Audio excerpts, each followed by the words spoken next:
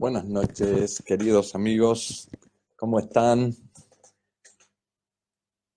Vamos a dar un minutito que está entrando la gente. Les pido a la gente de Eagle que se va uniendo, que compartan la transmisión. ¿Qué tal, Amparo, Norli, Marilinda?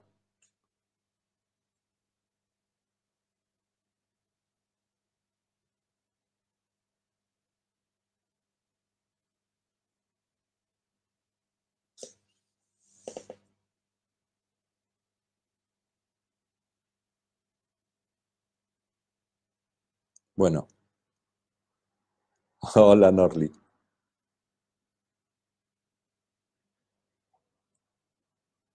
Bueno, vamos a ir comenzando.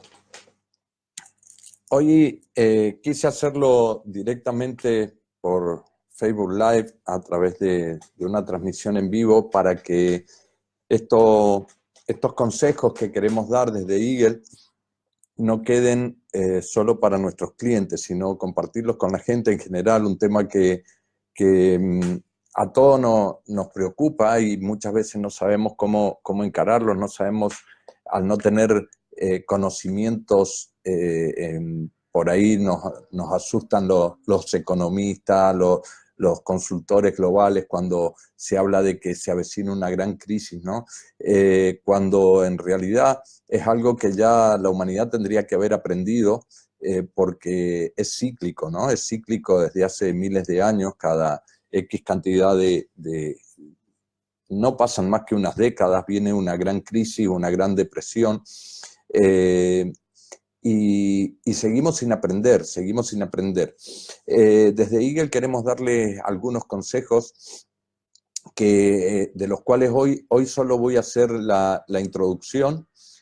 Tenía preparado unos cuadros para mostrarles en la pizarra algunos números, algunas cifras. Lamentablemente, como ya todos saben, no soy de lo más ducho yo con esto de los ordenadores y me salían los números, se veían al revés. Tengo que para la próxima consultar con un técnico que me enseñe a ver cómo hacer para que se vean bien las cifras.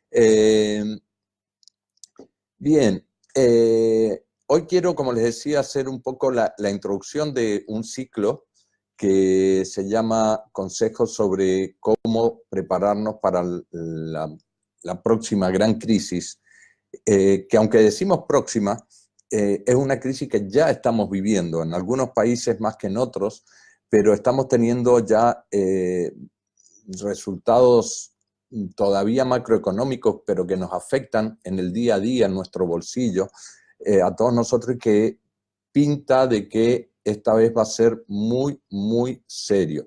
Ya hace varios años que se viene anunciando y los resultados, como se van viendo poco a poco, como que creemos que nunca va a venir. Esto es como las enfermedades que creemos que nunca nos va a pasar a nosotros, ¿no? Hasta que un día el médico nos dice, tiene esto, lo otro, tiene que ir al quirófano, le tenemos que sacar estos 3 órganos, cambiarlos, sacarle una parte del cerebro, ponerse en el estómago. Y yo creo que ya es hora de que la gente común, doña Tota, esta señora que lo único que sabe es todas las mañanas levantarse, prepararle el desayuno a sus hijos, ir al supermercado, comprar, llegar, hacer la comida, vivir el día a día, y lo único que ve es que todos los meses hay un día menos, tiene un día menos, por lo menos lo que alcanza su dinero, ¿no? Todos los meses lo que entra en su hogar le alcanza, si antes le llegaba hasta el día 20, el mes siguiente hasta el 19, luego el 18. En algunos países se está sufriendo mucho más.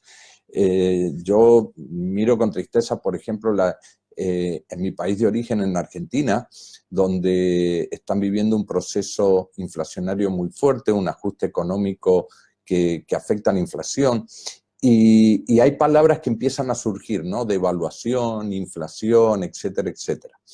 Bien, es importante para poder seguir un poco el ritmo de lo que vamos a explicar, que entendamos cómo funciona la economía. Voy a tratar de explicarlo lo más sencillo posible, lo más entendible para doña Tota, para don José, para don Paco, para toda la gente que normalmente no está acostumbrada a manejarse con cifras y con tecnicismos, ¿no? Los países, los gobiernos, las empresas se manejan, como ya sabemos, con dinero. Ahora, ¿qué es el dinero? ¿Cómo se maneja? Y cómo se fabrica.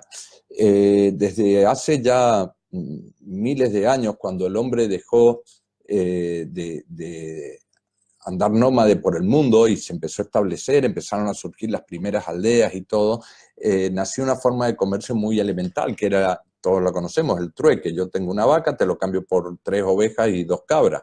El problema era cuando yo necesitaba solo una oveja o media oveja. ¿Qué hago? Le corto la cabeza a la vaca y se la cambio por una oveja. En esos momentos donde empezó a surgir el comercio, se ideó o se idearon distintas formas de agilizarlo y se inventó lo que hoy conocemos como el dinero. Para poder tener una unidad de valor, dijeron, tenemos que buscar algo que sea difícil de encontrar, difícil de conseguir o de fabricar, para que no sea falsificable, digamos, pero que sea fácil de dividir en distintas porciones para darle un valor fijo, que tenga un valor en sí mismo y que se utilice como moneda de cambio. En la historia de la humanidad se han creado muchos tipos de formas de utilizarse el dinero según lo que había en cada sitio, ¿no? Hace un tiempo viendo un vídeo de Mike Maloney que habla sobre la historia del dinero, hablaba de que, por ejemplo, en algunas regiones del mundo hubo una época que lo más valioso que había era la sal. Entonces se hacían paquetes de sal comprimida, envueltas en tela, y se le daba una unidad de valor. Entonces, una vaca a lo mejor era 2 paquetes de sal, una oveja era medio paquete de sal, y se intercambiaban. Claro, tiene un problema la sal, no lo vaya a dejar el dinero donde llueva o donde haya humedad, porque el dinero se le va con el agua. Desde prácticamente el principio de todo esto, se encontró un material que era fantástico porque había muy poco, era muy bello, pero fundamentalmente era muy difícil de encontrar. Cuando se lo encontraba, muy difícil de extraer, y tenía una virtud, que es un metal, estoy hablando del oro, y el oro tiene una virtud que perdura en el tiempo, ¿no? Es el único metal que no se oxida, no se altera con el tiempo. Yo puedo agarrar un trozo de oro, un lingote, tirarlo al jardín, dejarlo ahí 50 años, voy a los 50 años, le sacudo el polvo y sigue estando exactamente igual. Si tiro un pedazo de acero 50 años, cuando voy ya no queda nada, se ha corrompido, ¿no? Y al ser un metal relativamente blando, era muy fácil de trabajar para acuñar las primeras monedas que se hicieron. Durante, podría decir, la historia del oro se remonta fácil hay pruebas de hace 7.000 años aproximadamente que se utilizaba como unidad de valor. Se empezó a trabajar con ese oro como respaldo de todas las transacciones. A medida que esas aldeas, esos pueblos fueron creciendo, se empezaron a crear los primeros reinos, ¿no? Y cuando habían reinos, eran aldeas más grandes que se unían a otras aldeas. Ya no solo hacía falta dinero para el comercio, ¿no? El decir, bueno, esto vale tanto, yo lo cambio y hay todo un intercambio mercantil, sino de que los reinos, el reino que estaba acá, de repente quería algo que tenía el reino de al lado, y a veces comerciaban, a veces cuando no se ponían de acuerdo directamente iban a la guerra. Y con las primeras guerras empezó a haber mucho más demanda de dinero. ¿Por qué? Porque las guerras implicaban fabricar armas, contratar soldados, alimentar a esos soldados. Estamos hablando de miles, de cientos de miles. Estaba viendo el otro día un documental y me voy a 300 años antes de Cristo, en la época de Jerjes y la famosa película 300, ¿no? Cuando los persas quisieron tomar Grecia, Jerjes llegó con 1.000.000 de soldados a invadir Esparta. Imagínense 1.000.000 de soldados, trasladarlos de medio mundo a caballo, a pie, para darles de comer, para hacerles las armas, para vestirlos, etcétera, etcétera, ¿no? Crearles los uniformes, las armaduras, hacía falta mucho dinero. Entonces, los reyes no tenían oro suficiente, entonces al cabo de un tiempo empezaron a ese oro a mezclarlo con otros metales. Lo aleaban con metales que fueran más fáciles de encontrar, lo mezclaban con el oro y ahí empezó a aparecer las primeras devaluaciones del dinero, porque ya no era oro puro, le ponían metales que valían menos, que eran más fáciles de encontrar, lo mezclaban con cobre, con plata, etc. Y empezaron a haber devaluaciones porque no valían lo mismo. Por hacerlo corto, en la Edad Moderna se utiliza el papel, eso lo inventaron los chinos hace como 400, 500 años atrás. Se le ocurrió a un emperador en China empezar a usar el papel como moneda. Dice, tráiganme todo el oro aquí a las arcas del reino, yo se los voy a cuidar para que los asaltantes del camino no se los quiten, etc. Y yo les voy a dar un documento que equivale a ese oro que tienen guardado aquí en el Tesoro Real. Ese documento que estaba firmado por el emperador valía X cantidad de kilos de oro o de gramos de oro, ¿no?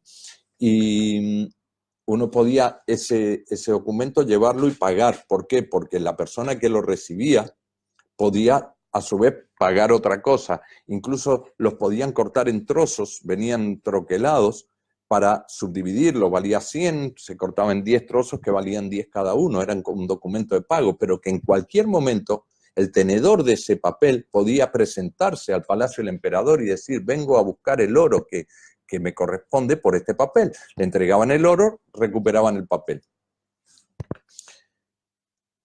Cuando eso llegó a Occidente, fue en Inglaterra que un grupo de emprendedores privados dijeron, miren qué buena idea que han tenido los chinos, podemos hacerlo nosotros. Dice, pero el rey no lo hace, nosotros somos privados, no importa, nosotros tenemos dinero suficiente para contratar nuestra propia seguridad, tenemos cómo construir una bóveda. Eran los señores feudales, ¿no? Entonces se juntaron en Inglaterra un grupo de empresarios y crearon algo similar a lo que habían hecho en China, pero a nivel privado. Y así nacieron los primeros bancos. Eran manejados por la colectividad judía y ellos, ¿qué es lo que hacían? Exactamente lo mismo, tráeme tu oro, yo te lo cuido y te doy este talonario de documentos que valen la misma cantidad de oro que tienes aquí. Y lo usas para el comercio. En vez de dar un gran papel, daban muchos pequeños. ¿Qué me trajiste? 1.000, te doy 1.000 papelitos que vale uno cada uno. Y empezó a haber comercio. Se agilizó muchísimo. Esos documentos iban a Francia, volvían, empezaron a surgir los primeros bancos en Francia, etc. Hasta que al cabo de un tiempo descubrieron de que no más del 5 al 6% de todo el oro que tenían cuando emitían los papeles, esos papeles volvían. Alrededor del 95% quedaban los papeles dando vueltas y seguían intercambiando, pero nadie venía a buscar el oro. Entonces se les ocurrió que, ¿por qué no? Si no vienen a buscar todo el oro, podemos emitir más papeles, vendamos nosotros papeles sin que haya oro que lo respalde. Total, por cada 100, 95 no lo van a venir a pedir y tenemos oro suficiente para respaldar todo esto. Y empezaron a hacerlo. Ahí hubo una gran devaluación, la gente no lo sabía, empezó a ver papel por todos lados. Hasta que, según cuenta la leyenda, esto no está probado, dicen que en determinado momento un grupo de empleados infieles o que habían sido despedidos o que se habían enojado con el jefe, en una noche de borrachera comentaron en la taberna del pueblo de que su jefe emitía más papeles que el oro que tenía. Entonces todo el pueblo tuvo miedo y salió corriendo hacia la fortaleza de este señor feudal a exigir con sus papeles que le dieran el oro. Habían 10 veces más papeles que oro, no había. Entonces se produjo la primer corrida bancaria, como le llaman en algunos países, o sea, que es como funciona hoy el sistema. Nosotros creemos que el banco nos hace un favor cuando vamos y le pedimos dinero. En realidad, cada vez que nosotros vamos a pedirle dinero al banco, el banco no tiene dinero. El banco no tiene un duro. ¿Qué es lo que hace?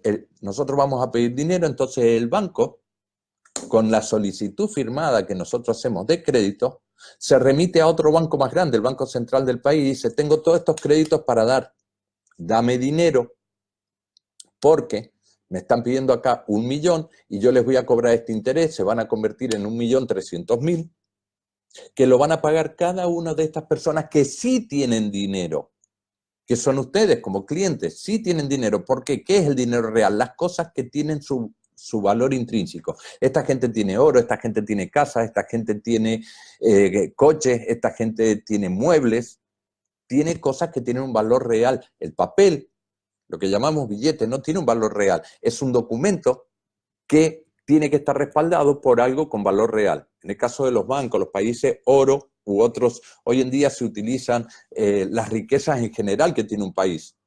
Ya no se usa en la mayoría de los países el patrón oro, o sea que por cada peso, cada dólar, cada euro que se emita tiene que haber su equivalente en oro. Pero sí se utiliza dinero real, o sea, las riquezas que tiene el país, las cosechas de trigo, las reservas petroleras, las reservas mineras, etcétera, etcétera, etcétera. El oro sigue siendo el dinero real por excelencia.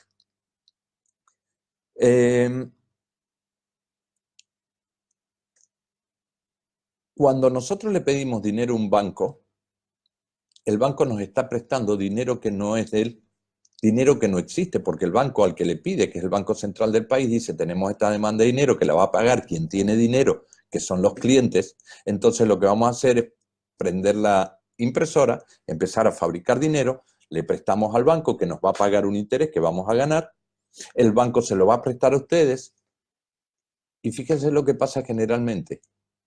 Al banco no les interesan los intereses, al banco lo que le interesa es que cada X cantidad de años haya una gran crisis para tener dinero real. ¿Y qué es el dinero real? Vuestras casas, vuestros coches, vuestros muebles. ¿O ustedes creen que las crisis hipotecarias, cuando hay una gran crisis en un país o a nivel global, como pasa, y dice, es que los bancos se están quedando con las hipotecas y se quedan con las casas, lo hacen? No, le sacan a ustedes el dinero año tras año tras año hasta que cuando se hace una bolsa lo suficientemente grande, se genera una crisis que están totalmente digitadas a nivel gubernamental, político, a nivel, ustedes dirán, no, pero esto es una gran conspiración. Yo creo que ya no hacen falta hacer conspiraciones, es un sistema que viene funcionando hace 2000 años y que es cíclico. A través de una guerra, a través de una hambruna, a través de distintas circunstancias, cuando el sistema financiero está a punto de hacer un crack, en ese momento se inventan una crisis, pasan, no voy a entrar en detalles técnicos, quiero que lo entienda hasta doña Tota, pero pasan las cosas que nosotros venimos viendo, sobre todo la gente que tiene más edad, lo habrá visto varias veces en su vida, los jovencitos, los millennials, a lo mejor lo han visto una vez o todavía ninguna. A mí ya me ha tocado ver varias crisis, y eso que soy jovencito, pero me ha tocado ver varias crisis en las cuales esas crisis siempre terminan en lo mismo. Miles y miles y miles de familias perdiendo sus casas, sus coches, el dinero real. Hace un par de años vi por primera vez una película que creo todos habrán visto, que nos impactó mucho desde el lado humano, que se llamaba La lista de Schindler. La lista de Schindler cuenta la historia de un industrial alemán que invirtió todo su dinero, su vida, todo, para salvar judíos de los campos de concentración. Él tenía una fábrica de armas, hacía armas que no funcionaban para que no pudieran ser usadas en la guerra, pero hacía muchos contratos con el gobierno de Hitler, y rescataba judíos. Hay una escena de la película, para quienes los hayan visto, donde una inmigrante judío polaca le paga a unos militares para que salve a sus padres y puedan huir fuera de Alemania, ¿no? Entonces le dice, bien, tienen que estar en tal lugar, era en un río donde va a haber un bote esperándolo para que se suben y los vamos a cruzar por la frontera a Austria, creo que era. Ahí los estaba esperando un sargento alemán que teóricamente era el que les cobraba para poder sacarlos. Cuando llegan, obviamente pasa lo que todos imaginábamos. Los ametrallan a todos, los matan. ¿Y qué buscaban? Les abren, a ver, los que hayan visto esta película se acordarán, les abren la ropa, les sacan las camisas, porque adentro traían todos lo mismo, lingotes de 100 gramos de oro, llenos de lingotes de 100 gramos de oro. Hay una creencia popular en casi todo el mundo. Ustedes saben que yo he viajado prácticamente por casi todos los países del mundo y en todos lados se dice, el dinero del mundo lo manejan los judíos. A ver, yo no sé si manejan el dinero del mundo, lo que sé es que saben muy bien cómo manejar el dinero y siempre han apostado al oro. Se nos avecina, ya estamos casi dentro de ella, estamos a punto de llegar al ojo del huracán, y no quiero ponerme fatalista, pero se nos avecina una crisis que va a ser bestial. Y el que no lo vea es porque no lo quiere ver. Fíjense lo que está pasando, una guerra comercial abierta por Estados Unidos, ya no contra China, contra el mundo. Hoy estaba escuchando, yo vivo en Valencia, España, de que la Ford, la empresa más grande que hay en la Comunidad Valenciana, que da decenas de miles de puestos de trabajo, que hasta aquí venía anunciando era lo más, iba a ser un ERE. Un ERE es un instrumento legal que hay aquí en España por el cual las grandes empresas pueden reducir su plantilla de trabajadores, pueden echar gente a la calle, ¿no?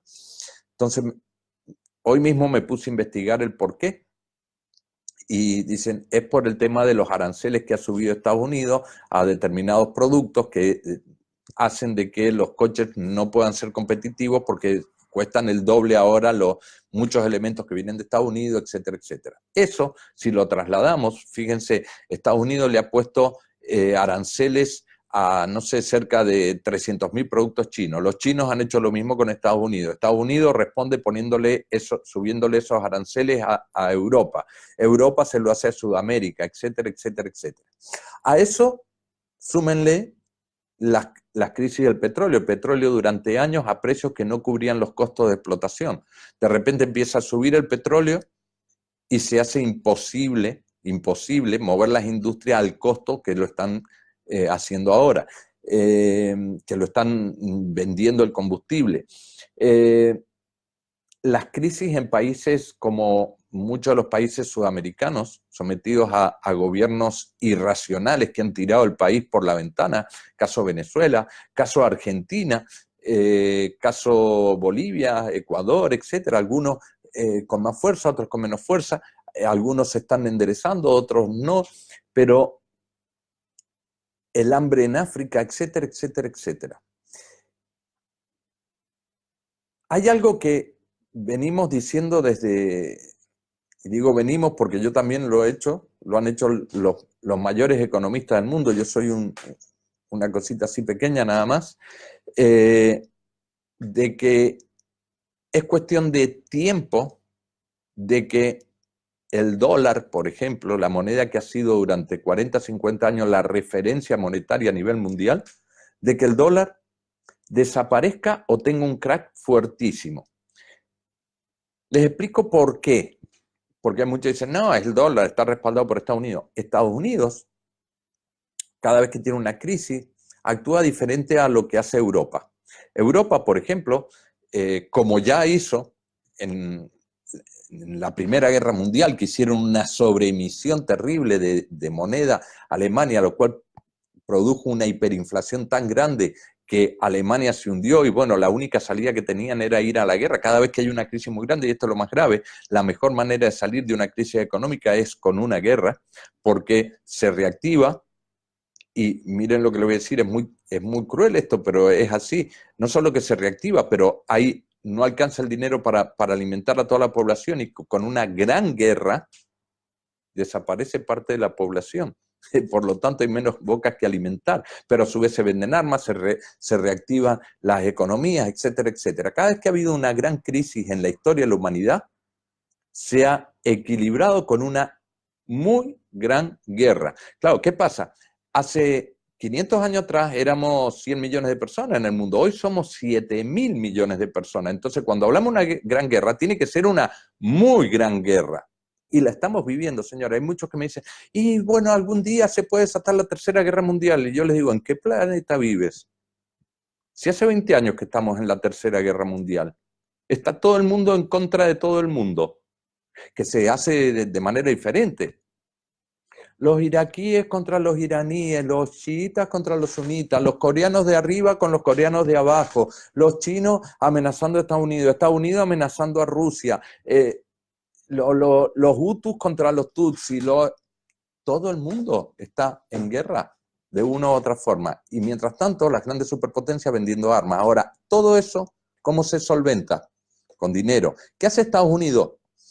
Cuando tuvo la crisis en el 98, fue por ahí, la gran crisis, ¿qué es lo que hicieron ellos? El presidente Bush, tres meses antes de salir de su gobierno, de entregarlo a Obama, dijo, hay que salvar a Citibank, que había quebrado, hay que salvar al Wachovia Bank, segundo banco más fuerte de Estados Unidos, que había quebrado, hay que salvar a AIG, la aseguradora más grande del mundo, etcétera, etcétera, etcétera. Denle 100.000, 200.000, 500.000 millones de dólares a cada uno. Por supuesto, hay que invadir Afganistán. Eso significaba que Estados Unidos, que tenía un presupuesto de 10 o 15.000 millones de dólares, me acuerdo que yo estaba en esa época viviendo en Estados Unidos y parecía una locura lo que pedía Bush. Pedía aumentar el presupuesto militar a 20.000 millones y todo, ¡oh, que es una locura! Eso nunca puede ser. En los 2 años siguientes se gastaron 300.000 millones de dólares. ¿De dónde salía? Darle a la maquinita. Cada vez que se le da a la maquinita se genera hiperinflación. Ahora, ¿y por qué Estados Unidos seguía también? Hizo emitir un cheque de 2.000 dólares para cada ciudadano americano, que en una semana se tenía que entregar, y ese cheque, yo estaba viviendo allá cuando pasó eso, si en una familia habían 7 personas, eran 7 cheques que recibía, uno para cada ciudadano americano, para que fuera gastado en consumo. No podía usarse para pagar la luz ni para pagar deudas a los bancos, no. Tenía que ser para gastarse en supermercados, zapatos, ropa, consumo, para activar la economía. Usted dice, qué fantástico, ¿no? Fantástico. ¿Saben quién paga todo eso? Los demás países. Porque los demás países, ¿qué es lo que hacemos? Cada vez que tenemos miedo, salimos a comprar dólares. Eso es algo, yo nací en la Argentina, donde lo primero que te enseñan es que el día que cobras el sueldo, tenés que ir corriendo al cajero. Si ustedes vieran lo que pasa, no lo he visto en México, no lo he visto en otros países, pero en Argentina el día de pago se revientan todos los cajeros automáticos, porque la gente a las 5 de la mañana está haciendo cola en los cajeros automáticos para cobrar y sacar hasta el último centavo del banco para salir corriendo a comprar o bienes de consumo antes de que aumenten de precio, o comprar dólares si lo pueden comprar en el mercado negro, en donde sea. Porque saben que su moneda, dentro de unos días, ya le va a alcanzar para comprar 3 yogures menos. Ni que hablar de Venezuela. Pero en América, yo sé que en América nos siguen muchísimo, en todos los países lo hemos vivido. Lo hemos vivido. En México, hace 28 años aproximadamente, fue el famoso efecto tequila. una devaluación del 700%. O sea, si usted tenía 1.000.000 de lo que sea, al otro día no, apenas si le superaba los 100.000, de 1.000.000 a 100.000 o a 120.000.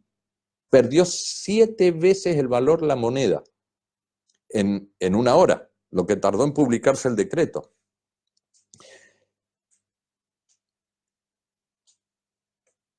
China y Rusia son los mayores poseedores de dólares del mundo. ¿Qué hace Estados Unidos? Como los dólares los manda afuera, paga los servicios, paga los insumos. Nosotros, los países, por ejemplo, de Sudamérica, felices de recibir dólares. De hecho, ¿cómo es el mecanismo, por ejemplo, cuando se hacen exportaciones? Si una empresa en Argentina, en Ecuador, en Brasil, hace una exportación al extranjero de 2 millones de dólares, cuando entra, no entra en la moneda local, tiene que venir en dólares. Entonces el gobierno cobra sus impuestos en dólares y luego le da lo que sobra al cliente. Se transforma siempre a dólares, ¿no? Entonces, ¿qué hace? Estados Unidos compra acero, alimentos, agua, tecnología y lo paga con dólares, lo manda para afuera. ¿Que ese dólar no vale nada? A ellos no les importa, va para afuera. Y queda fuera girando, lo mismo que hacían los banqueros, queda girando, nunca vuelven los papelitos. Ya hace varios años que China, que hoy en día es la tercera economía, la tercera economía mundial, empezó a comprar oro. Luego fue Rusia e India. Las tres son la tercera, cuarta y quinta, o la segunda, tercera y cuarta economías del mundo empezaron a comprar, aparte que tienen más de la mitad de la población del mundo, oro, el gobierno, oro. China ya, por ejemplo, si les vende, hoy en día se ha transformado en un gran exportador de armas, si les vende armas, tienen que pagarle con oro o con moneda china. Las transacciones son en moneda china, que ya vale mucho más que el dólar. Se habla de que la próxima guerra que haga China a Estados Unidos no va a ser con armas. Va a agarrar todos los contenedores llenos de dólares que tiene y le va a decir, señores, aquí tienen sus dólares, denme el equivalente en dinero real, porque este dinero tiene que estar respaldado. Eso produciría la quiebra inmediata de Estados Unidos, un gran crack. ¿Ustedes creen que Estados Unidos lo va a pagar? No, quizás lo que haga es declarar la guerra a China, lo que pasa siempre. Pero no me quiero meter tanto en politiquerío. El tema es que estamos ahí, a un plis-plas. Ni que hablar del euro, Cuando tenemos hoy he leído que Bruselas, que es la que autoriza los presupuestos, acaba de vetar los presupuestos para todo el año que viene de Italia. El presupuesto de España es una payasada. El gobierno que hay en España es un gobierno que se eligió a sí mismo. Bueno, fue un lío acá político, no quiero hablar de política. La cuestión es que no tienen presupuesto. Están usando el presupuesto del gobierno anterior, que es totalmente distinto a lo que quiere hacer este gobierno. Nadie se los va a aprobar, no tienen presupuesto. Inglaterra ya ha decidido abrirse de la Comunidad Europea. No está muy claro, ojalá que no pase, pero no está muy claro si va a haber una unidad europea de aquí a 15, 20 años. Es muy posible que no. Y en caso que la haya, no está para nada claro que haya una unidad monetaria. O sea que el euro se puede ir también al quinto infierno. ¿Qué podemos esperar del peso argentino, el peso mexicano, el peso colombiano, los reales brasileros, etcétera, etcétera, etcétera? ¿Cómo me protejo? Porque de eso es el tema. ¿Cómo prepararnos? Esta, como les dije, iba a ser la introducción. Los quería poner en situación hoy. Algunos no van a dormir.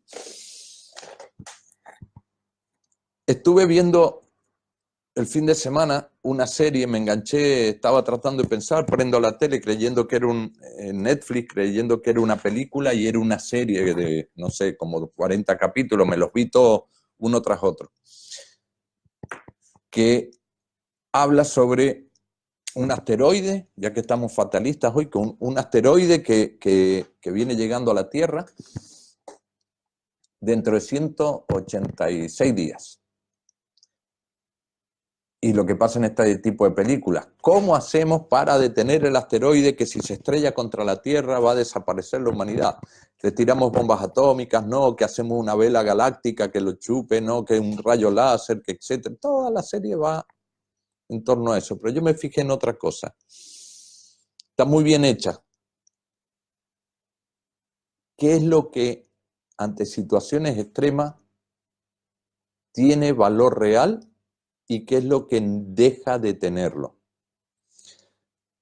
Hay un momento, casi sobre el final de la serie, donde el fin es inevitable. Se cree que realmente lo mejor que la van a pasar es que le puedan meter 50 bombas atómicas al asteroide, se va a partir en 100 asteroides diferentes y va a desaparecer el 80% de la población del mundo. Entonces todo el que tenía un refugio nuclear lo vendía.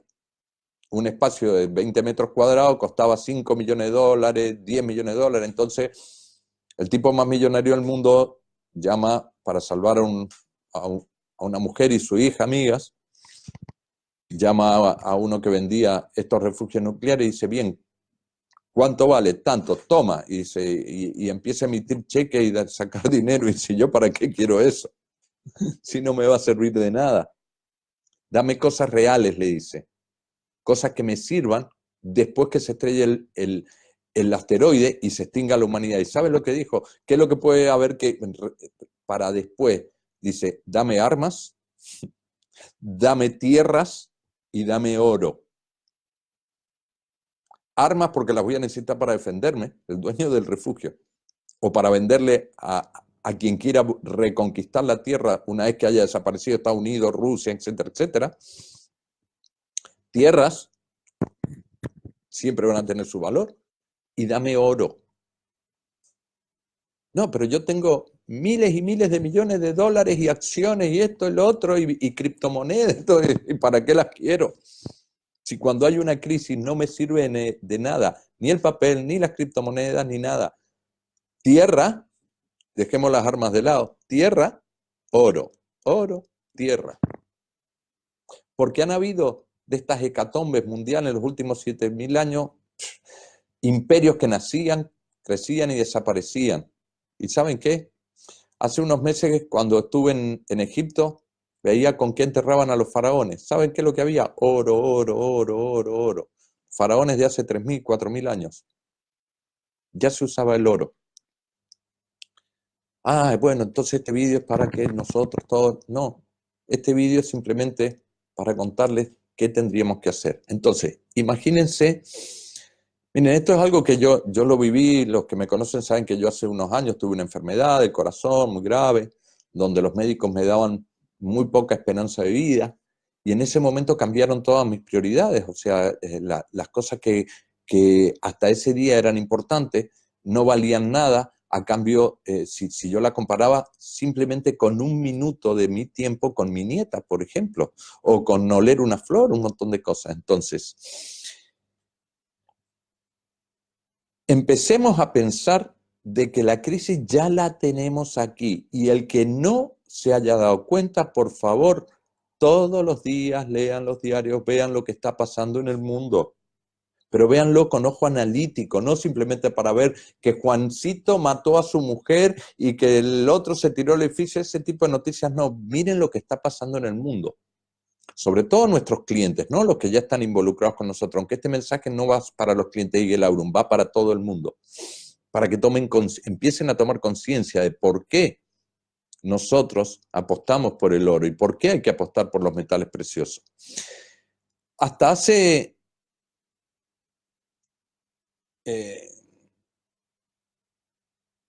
8 o 10 años atrás, solo las grandes empresas, todos los bancos y todos los gobiernos del mundo, las grandes corporaciones, invertían en oro. Pues es algo que ya lo tienen re claro, 15-20% de su riqueza la tienen en oro físico o en oro en papel, que le llaman, que son documentos respaldados por oro que está guardado en una bóveda en un banco. Pero la gente de a pie no tenía ni idea de que podía comprarlo. No conocía lo que era el oro inversión, por ejemplo, lo que era un lingote de oro, de plata. Y siempre nos imaginamos que el oro era algo que lo podíamos ver en las películas, ladrillos estos de 12 kilos, 400 onzas, que nosotros en las películas lo vemos que Bruce Willis se roba camiones o él trata de impedir que se roben camiones de oro y todo. Y la mayoría de la gente no tenía idea de que podía acceder a comprar desde pequeñas cantidades. Hoy en día, gracias a la educación que empresas como la nuestra estamos dando, la gente está aprendiendo, ¿no?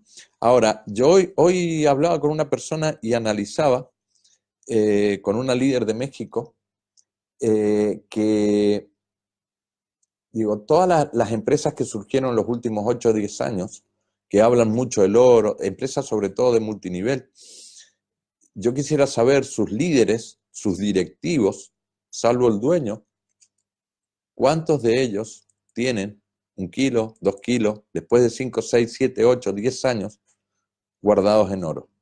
No hay conciencia. Entonces, no pretendo mostrarles un producto para que ustedes se pongan a hacer un negocio de redes usando el pretexto del producto. El objetivo nuestro es enseñarles de que el fin es el producto. ¿Por qué? Porque tenemos la obligación para con nuestra familia de salvaguardar el futuro. Si tuvieran una bola mágica y supieran que van a pasar, van a ir en un avión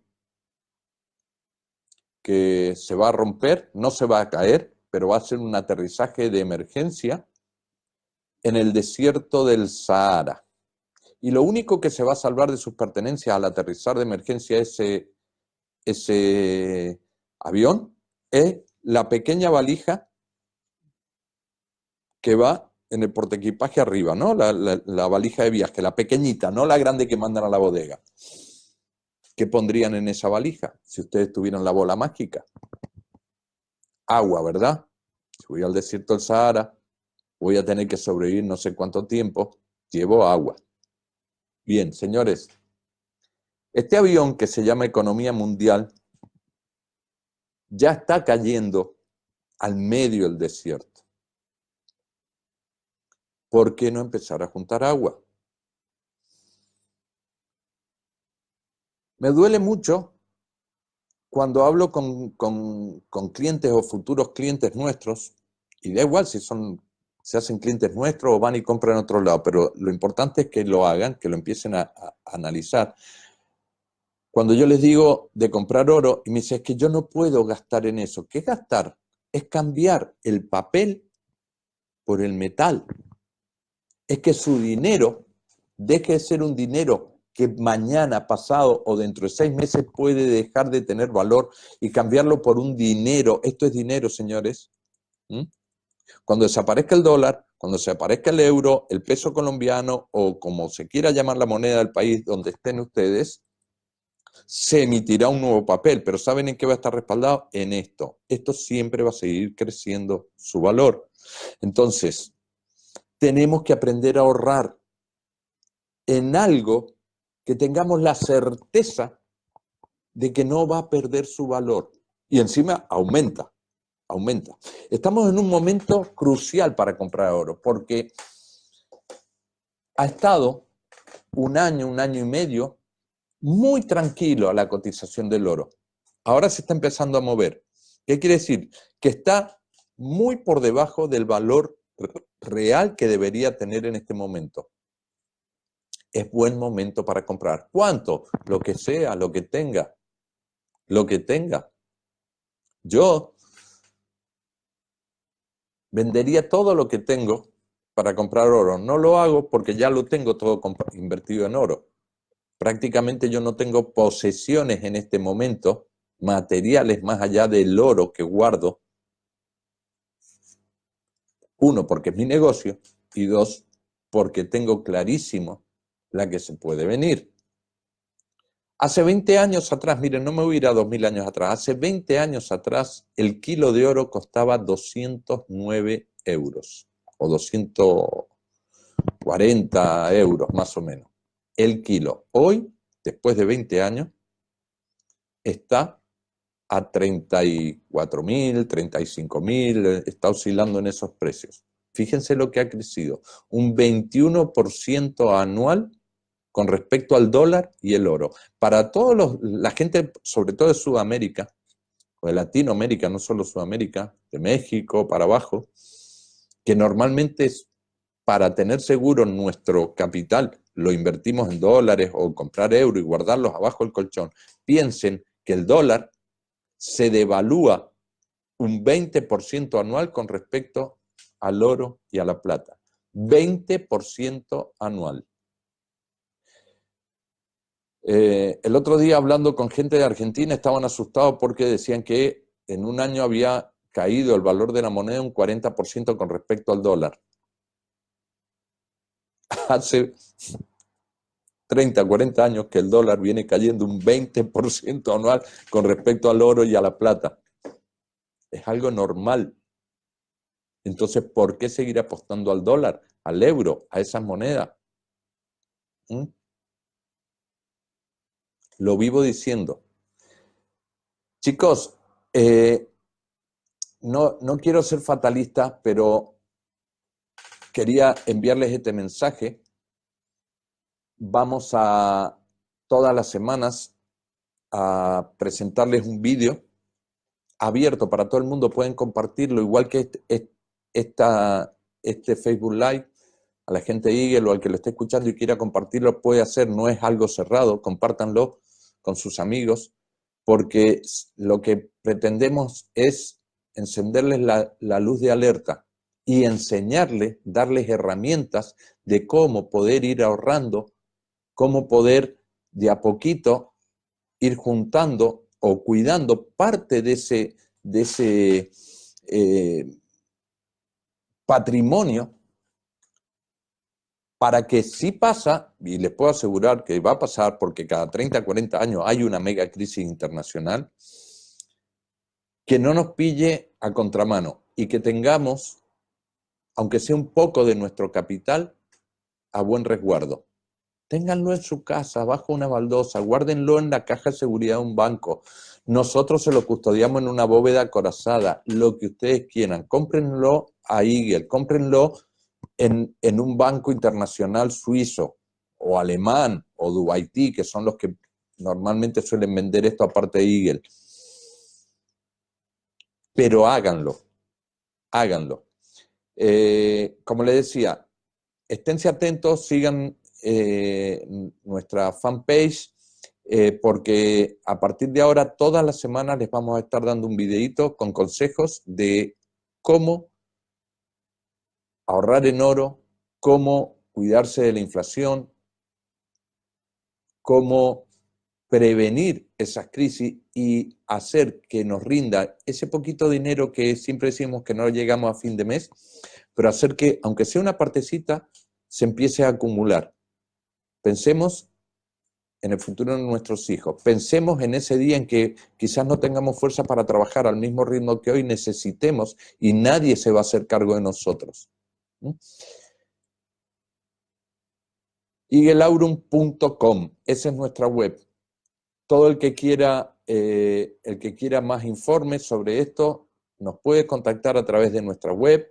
Los pondremos en contacto con gente de su país que está trabajando con nosotros, y a todos los que ya están con nosotros, chicos, a ponerse las pilas, porque no solo hay que hablar del oro, tenemos que empezar a cuidarlo, a atesorarlo. Nada más por hoy. Muchísimas gracias. Les recuerdo a la gente de Eagle que este jueves tenemos presentación de nuestro negocio. No tiene nada que ver con esto que estamos hablando hoy. Están todos invitados el jueves a la misma hora de siempre por Zoom. Gracias a todos. Compartan este vídeo y nos estamos viendo en esta serie de vídeos que a partir de ahora empezamos a publicar todas las semanas. Hasta luego a todos.